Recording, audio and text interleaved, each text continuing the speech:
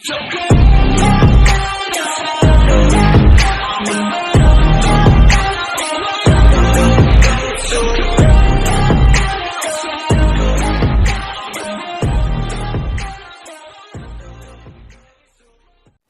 की शुरुआत में हम इन तीनों को ही योगा करते हुए देखते हैं एंड अकीरा यहाँ पर माइंडफुलनेस की बातें कर रहा होता है, जिसका मतलब है कि पास्ट एंड फ्यूचर की चिंता छोड़ के आज में जीना एंड फिर ये लोग आगे बढ़ जाते हैं। अब अकीरा ने अपने कुछ दिनों में ही 15 विश अपनी पूरी कर दी होती है अपने बकेट लिस्ट की एंड वो सोचता है कि शायद वो 1 महीने में सारी विशेष पूरी कर देगा।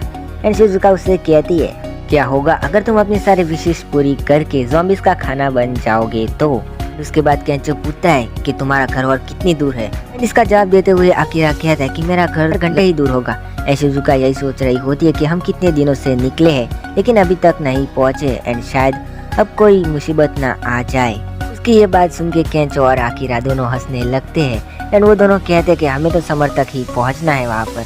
अभी ये अचानक से शॉक हो जाते हैं क्योंकि इनके सामने एक वैन होती है एंड यहाँ पर कई ज़ॉम्बी अटैक कर रहे होते हैं। इसका मतलब है कि उस वैन में जरूर कोई सर्वाइवर बैठा होगा एंड सर्वाइवर को बचाने की चाह में अकीरा अपना सूट पहन लेता है एंड सारे ज़ॉम्बी से कहता है कि बच के रहना।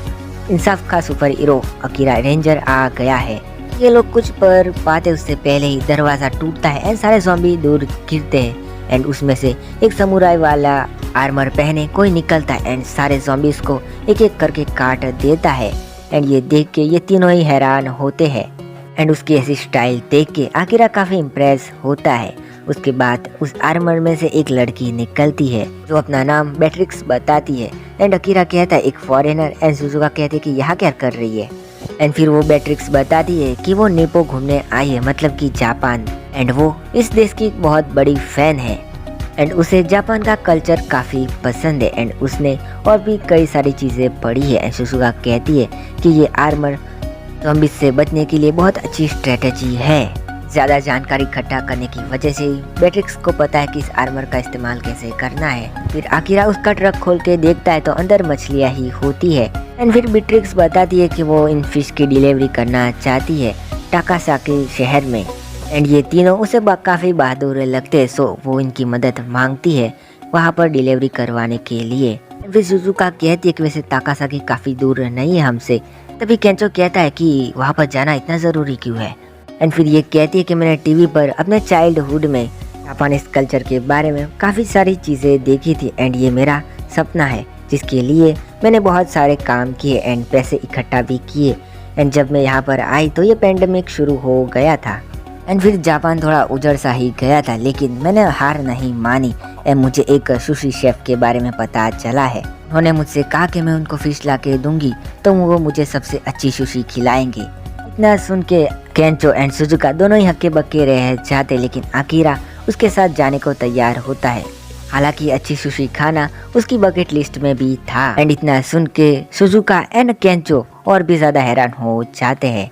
आगे ये लोग टाकासाकी की तरफ बढ़ जाते हैं एंड बेट्रिक्स इन्हें एड्रेस भी बताती है। आगे अकीरा को यकीन होता है कि वो कोई जरूर ही फेमस रेस्टोरेंट होगा जहाँ की बात ये बेट्रिक्स कर रही है। फिर बेट्रिक्स इन्हें बताती कि आखिरी बार कुक से उसकी बात 3 दिन पहले हुई थी एंड शायद वो जिंदा ही होगा अभी तक।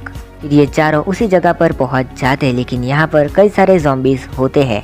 रास्ते में खड़े ज़ॉम्बीज़ को देख के अकीरा और बेट्रिक्स दोनों ही अपना आर्मर पहन के नीचे उतर जाते हैं एंड केंचो कहता है कि क्या तुम लोगों के पास प्लान है एंड ये दोनों कहते हैं नहीं।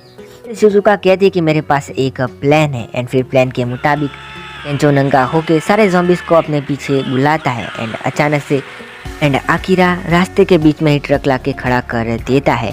फिर ट्रक के ऊपर से बेट्रिक्स कहती है कि अब मुझ पर छोड़ दो एंड फिर वो ज़ॉम्बीज़ को काटने लग जाती है।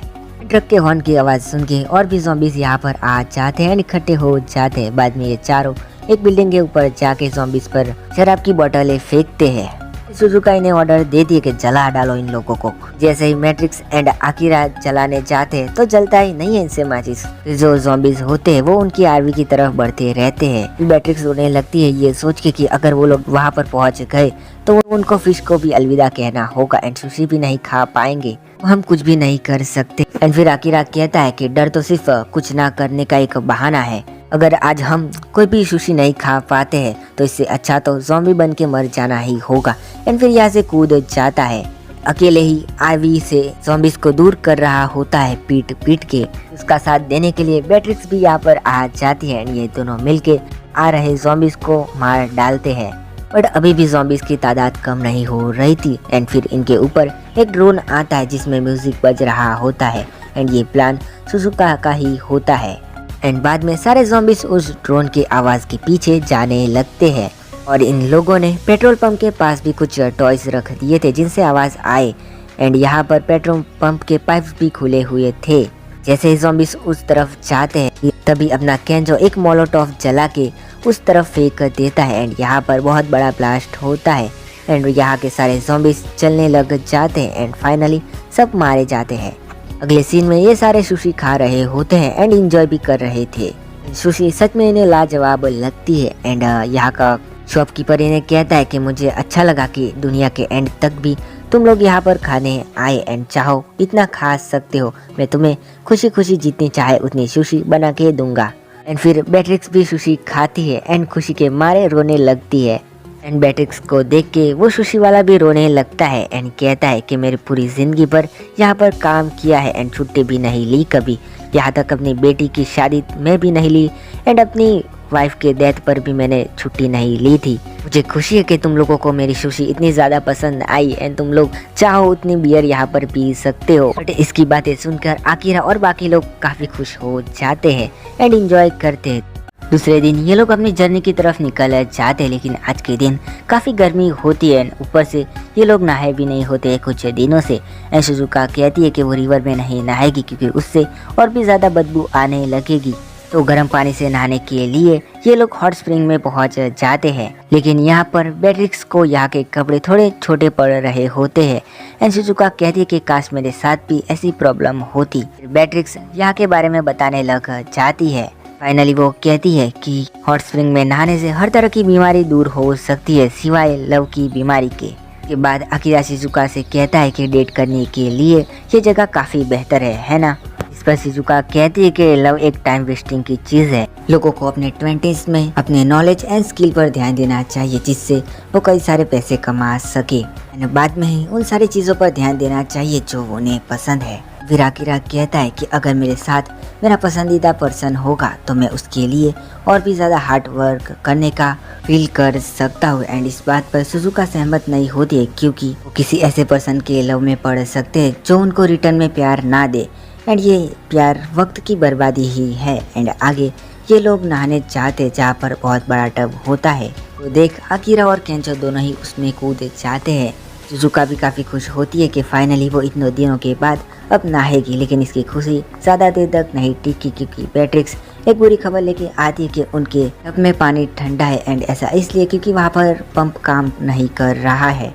इतना सुन के आकिरा और केंचो हीरो बनते हुए कहते कि यहाँ आ जाओ, शर्माने की कोई ज़रूरत नहीं है। लेकिन शिजुका साफ साफ इन्हें मना कर देती है। एंड फिर बैट्रिक्स अपना ज्ञान देने लग जाती है कि इसमें शर्माने की कोई ज़रूरत नहीं है, ये तो जापान का कल्चर है। एंड इतना सुन के आकिरा और केंचो उसे थैंक्स कहते हैं अपने कल्चर से प्यार करने के लिए।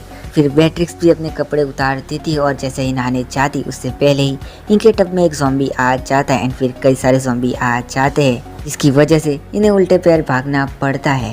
देखते ही देखते कई सारे ज़ॉम्बी यहाँ पर आ गए होते। फाइनल ये लोग एक पहाड़ पर चढ़ जाते हैं एंड इनका इंतज़ार करते हैं कि ज़ॉम्बी कब जाते हैं। सुजुका, आकिरा और बैट्रिक्स तीनों रोने लग जाते हैं कि वो नहा नहीं पाए। एंड रात होती है एंड ये लोग सो रहे होते तभी अचानक आकिरा की आंख खुल जाती है। वो पानी पीने के लिए अंदर जाता है पर तभी उसे यहाँ पर भी एक हॉट स्प्रिंग का तालाब दिखता है। फिर वो नहाने को कूद जाता है एंड तैरते तैरते उससे कोई टकराता है जो कि होती है सुजुका। सुजुका आकिरा से कहती है कि वो यहाँ से चला जाए। एंड आकिरा कहता है कि मैं बड़ी मुश्किल से यहाँ पर आया हूँ तो मैं यहाँ से नहीं जाने वाला हूँ। एंड वैसे भी मुझे तो नहाने से फ़र्क पड़ता है। फाइनली सुजुका कहती है कि ठीक है तुम नहा सकते हो लेकिन पत्थर की दूसरी तरफ ही रहना होगा। फिर शिजुका माफ़ी मांगती है प्यार के बारे में वो सब कहने के लिए, एंड ऐसा इसलिए क्योंकि उसके फादर उसे हर वक्त ऑर्डर देते रहते थे, जिसकी वजह से उसे अब किसी के भी ओपिनियन ज़्यादा पसंद नहीं आते हैं। एंड ऊपर से उसके फादर उसकी बात भी नहीं मानते थे। एंड वो कहती है आगे, आकिरा एकदम सही कहता था एंड वो जो चाहे वही करता था। इस वजह से शिजुका को थोड़ा उससे जलन हो एंड उसे रोमांस से भी डर लगता है, क्योंकि वो नहीं चाहती है कि वो ऐसे पर्सन से प्यार करे जो कि उसे बाद में धोखा दे। एंड इसी वजह से उसने झूठ कहा था कि काम ज़्यादा ज़रूरी है। एंड फिर आकिरा कहता है कि तुम काफ़ी ओपन माइंडेड बात कर रही हो। फिर शिजुका कहती है कि वो किसी ऐसे पर्सन से प्यार करना चाहती है जिससे वो अपने मन की बात खुल के कह सके। एंड इतना सुन के आकिरा की हार्ट बीट बढ़ जाती है। एंड फिर शिजुका इसे समझाने लगती है कि जैसा ये सोच रहा है वैसी कोई भी बात नहीं है। फिर आकिरा अंदर अंदर से काफ़ी खुश हो रहा था, तभी यहाँ पर केंचो एंड बेट्रिक्स भी आ जाते हैं। फिर केंचो इनसे कहता है कि वो अकेले यहाँ पर क्या कर रहे थे। एंड बेट्रिक्स भी काफ़ी गुस्सा हो रही होती है कि वो लोग यहाँ पर अकेले आके मज़े कर रहे हैं। एंड फिर ये दोनों ही अपने कपड़े उतार के हॉट स्प्रिंग में कूद जाते हैं। एंड आकिरा की एक और विश भी पूरी हो जाती है। एंड इसी के साथ एपिसोड भी ख़त्म।